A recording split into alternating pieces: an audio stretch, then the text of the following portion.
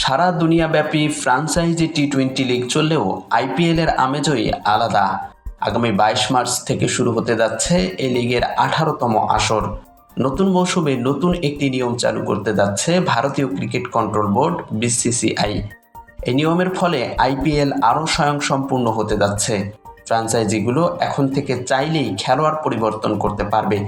BCCI যে নতুন নিয়ম নিয়ে আসছে তাতে একটি ফ্র্যাঞ্চাইজি শুধুমাত্র একটি নির্দিষ্ট সময়ের জন্যই অস্থায়ীভাবে একজন খেলোয়াড়কে স্বাক্ষর করাতে পারবে। তবে নিয়মটি শুধুমাত্র উইকেট রক্ষকদের জন্য প্রযোজ্য হবে।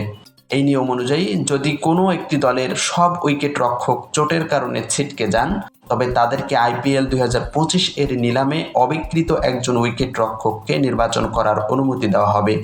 এক্ষেত্রে সেই উইকেট কিপারের দাম চোট পেয়ে ছিটকে যাওয়া উইকেট কিপারের দামের সঙ্গে সামঞ্জস্যপূর্ণ হবে।